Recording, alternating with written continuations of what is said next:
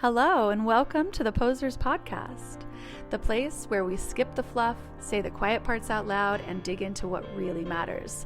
This is where photography, psychology, and business collide.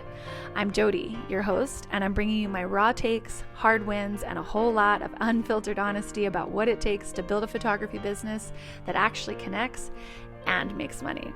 So ladies, grab your headphones and get your tits up and your ears open because we are going to build something really incredible together.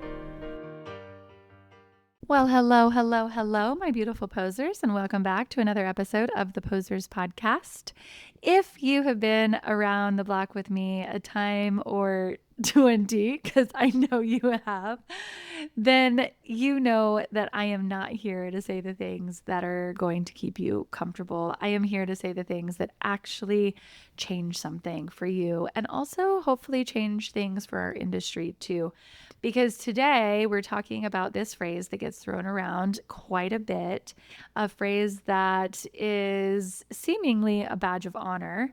And honestly, it's a phrase that I used to align with and still do in some regards, if I'm being honest, because to say that I'm a quote unquote girl's girl in the sense that I'm very much so going to gas up my girlfriends, be a hype woman, I'm going to support the women in my life with a very fierce loyalty is 100% true. But the saying itself has become a little bit toxic when it doesn't include the idea of also showing the women around you that they possibly deserve more, or they deserve better, or they maybe aren't acting in a way that's going to attract the things that they are saying that they want in their life. So with that being said, I am not a girl's girl, and I don't want to be. Now, before you spiral and think, oh my God, she said she's not a girl's girl, I don't want to listen to her, stick with me for a little bit because I think that I am going to say some things that align with you also and might even pull you over here to my dark side because what I've seen, especially inside of this industry, is that being a girl's girl has turned into this expectation that we're all just supposed to blindly support each other, no matter what.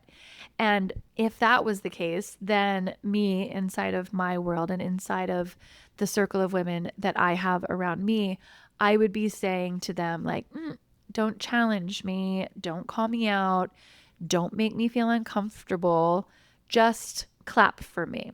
Clap for me even if I just keep on doing the same things over and over again. Clap for me even if the things that I'm doing in my life aren't actually working. Clap for me even if I'm saying that my dreams are X, Y, and Z, but you see me doing things that actually would never get me to X, Y, and Z. So if I was saying those things inside of the circle of women that I'm in, then I would realize that's not support. That would be just keeping me stuck exactly where I am because I'm surrounding myself with a bunch of yes women. So back whenever I was just starting out in the photography space, there weren't these small curated retreats or like intimate rooms where you could really connect with people. And that's something that I love so much about our industry now, because back whenever I was starting, the industry just felt really big because there was these massive conferences with hundreds of photographers, with everyone trying to be someone who really fit into the cliques and matched the cliche. There was this one conference, it was called United, and I think it turned into being called Spark at one point. This was a really long time ago, so I'm guessing that it doesn't exist anymore. But if you were anyone in the wedding and portrait world, you were there. And I remember walking into that space and immediately feeling like, ooh, I do not belong here, because there was a very clear type. There was this cool girl group, and it seemed as if the cool girl group was actually like the whole entire conference, because there was a lot of women there, and these women, they all looked the same. They all talked the same. They all created the same. They had the same website. They had the same style. They were all also very nice, like super nice, super bubbly. They were sweet on the surface. And if it wasn't like this group of women, then it was another group that usually consisted of like a husband and wife wedding photographer teams. And they also came off as being like very put together, seemingly perfect. Most of them very young, didn't have kids yet. And they were just brimming with smiles and cheer that just radiated off of them. But it also really felt like everyone in the room was moving around just trying to see who was connected the most, especially who was connected the most to the speakers at the conference and who they could talk to in order to get ahead. And like it was a social climbing version of like corporate America, but with everybody wearing a floral print. This was like 2013. There was a lot of florals happening. But then there was me. And I was in a brutally unhappy marriage. I had a husband who for sure was not going to be a husband and wife photography team with me because he didn't even support my business at all. I had 3 very young boys. I was wildly opinionated, still am, had a foul mouth on me, still do. I wasn't quiet. I wasn't sweet. I wasn't brimming with smiles and cheer that radiated off of me. And I definitely wasn't interested in becoming that or being part of that clique. Seemingly, too, there was also this keynote that was meant to inspire and it was meant to make you cry. And usually it's given by an industry leader that everyone coveted, right? The room would be all like sobbing. And I'd be looking around wondering when we were going to talk about business and when we were going to talk about strategy. And there was also a lot of talk back then. It's not seemingly so much of a conversation now, but there was a lot of like rising tide mentality, which honestly, I am completely against the idea of rising tide. There, I said it. I'm not a girl's girl and I'm not a rising tide kind of girl either. Oh my God, this episode's going to get me canceled. Okay, but what really rubbed me the wrong way is not about the rising tide at all, because I love being in an industry where everybody can think in their own way. Everybody can sort of beat to their own drum. Everyone can do their own thing in the way that they want to do it, and we can all succeed. Okay. So it's not about whether you're rising tide or not rising tide, but there was a whole lot of talk about being rising tide, but with a whole lot of like mean girl energy that kind of bubbled underneath the surface. Now, am I also willing to admit that my insecurities were probably very heightened during that time because my life didn't look like theirs? For sure. Absolutely. And I can own that. But I actually shouldn't own that because even though were my insecurities huge back then, yes. But even now, today, when I'm very secure with who I am, and if I walked into a space like that, I probably would have the same kind of reaction to it as I had back then, because there's simply this really huge part of me that is simply attracted to authenticity. And I had a really hard time seeing any of that on the stages or inside of the rooms that were around me during these conferences. So I did the only thing that felt authentic to me at the time, which was to go completely in the opposite direction. And I stopped trying to fit into those circles. And I literally, this is so Jody coded, I just started hanging out at the hotel bar instead. Like, literally in the middle of the day. I went the opposite route and I was the too cool for school sort of mentality. And funny enough, I found some other people doing the exact same thing. And I sat there with other women who also felt like they were kind of on the outside looking in.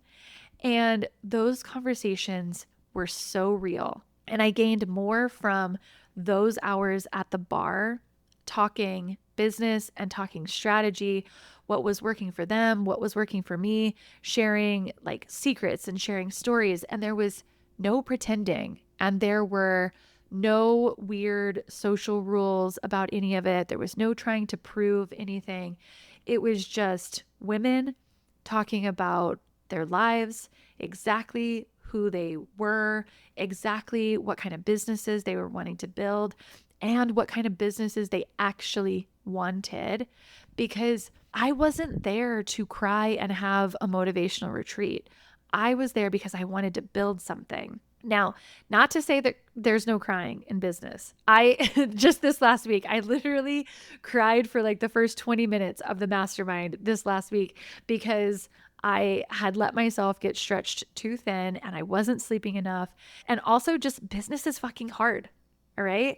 So, crying together and using that as like a determining factor of success for a conference keynote is one thing, but crying because you genuinely like hit a wall, and it's okay to say that you crack. It's okay to show that you're human. It's okay to connect in that kind of way. Those are two very different things. So I'm not coming for the crying at all. I love me some crying. In fact, right after I cried during the mastermind from being too exhausted, I felt like I kind of like released something and I felt very rejuvenated.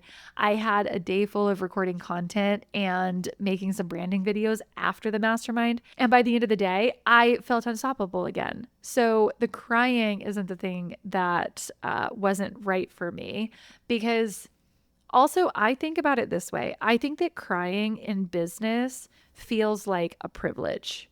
Like, what a privilege it is to feel this kind of pressure, to know that I'm pushing towards something bigger. So, pressure in and of itself is a privilege. And to crack into tears because you're driving towards that pressure is simply a byproduct of what you're building. So, it's not that crying has any shame to it, but it was the intention behind it all. That the intent of the conference was to show the softer parts, and that those emotional parts were supposed to be the takeaways rather than the parts that actually focused on business and how I could make more money. But anyways, I eventually stopped going to those conferences altogether because, if I'm being honest, they didn't make me better. They actually made me feel a little bit smaller.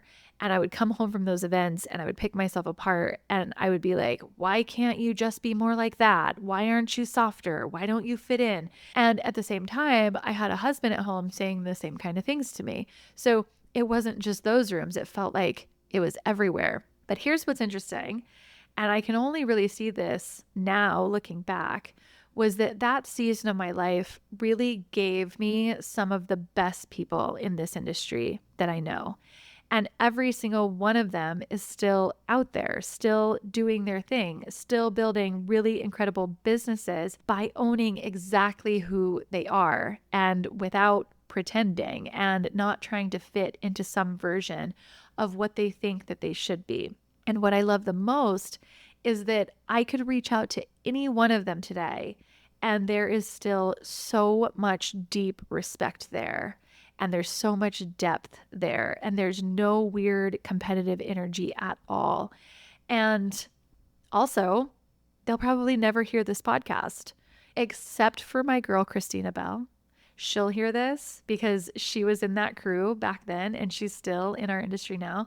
But for the most part, we're not watching each other. We're not keeping tabs on each other. We're not sitting around talking about each other. We're minding our business to build our business. Okay. So whenever I switched from the wedding world into the portrait space, I stopped looking for validation inside of my own industry. And I started paying attention to women who were actually doing something, women who had really incredible standards for their business, women who weren't afraid to be themselves, even if it didn't make everyone like them. And I stepped completely outside of photography and learned from people who moved very differently, not because I needed to become more like them, but because I needed to become more like me. And that's where this shift happened. And I realized I don't want to be a girl's girl. I want to be a woman's woman. A woman's woman is not sitting around talking about other people. She's too busy building something. A woman's woman is not in your DMs picking apart someone else's pricing, someone else's work, someone else's life. She's not gossiping about other photographers. She's focused. She has direction. She knows what she's working toward. And if we bring that into our industry for a second, there is a little bit of this girls mentality, right? That we're all just going to hype each other up, that we're all just going to keep gassing each other up, even when there might be some hard conversations that we need to have with the women who are around us. Because a woman's woman is going to have hard conversations with you in a way that plays to your strengths, gasses you up, and pats you on the butt and sends you back out there with a little bit of a bruised ego, but a lot of clear direction. And a woman's woman will hear someone in our industry say something new or say something that challenges the narrative, and she'll be like, heck yeah, let me sit down, let me listen, let me learn. Okay, a girl's girl would not necessarily do that, but a woman's woman would. A woman's woman will tell you if you're undercharging. She'll tell you if you're hiding. She'll tell you if you're posting, but you're not actually marketing. She'll tell you that you're waiting for people to find you instead of actually creating demand inside of your business. And that might feel like it stings. But you know what hurts even more? Is another year going by and nothing changing in your business because you've chosen to surround yourself with yes girls and girls who won't actually hold up a mirror. And I'll tell you right now, my mastermind is a really hard room to be in. It is not a room full of women sitting around clapping for each other, doing the bare minimum. It is a room full of women who are like, holy fuck, this is a lot of work. Holy fuck, but it makes a lot of sense. They might even be saying about me that I'm really tough on them, but they also know that I'm really tough because I care so much. My mastermind is a room full of women who aren't whining about having balance or complaining that something is too much, and then a room around them saying like, yeah, I totally understand you. Yeah, you're right. This is too much. They're in a room full of women who are each saying, yeah, but look at the work that you're doing.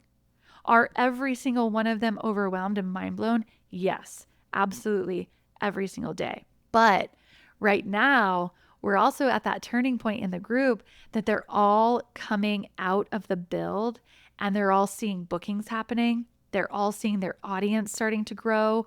They're feeling a sense of confidence in themselves as business women, not just as photographers.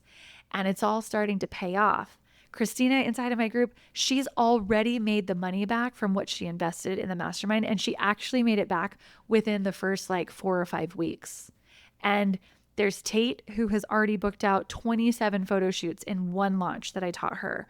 3 of them have signed leases on new studios that they weren't necessarily planning on signing, but they got into the mastermind and they got surrounded by a bunch of women's women. I have a girl in our group, her name's Hillary, and she's in her first year of business, and she is literally crushing it. She had no idea coming in. She literally said to me, you are my boat. You are the thing that is going to teach me everything that I need to know right now in order to not create any bad habits and just start off this business floating from the get-go.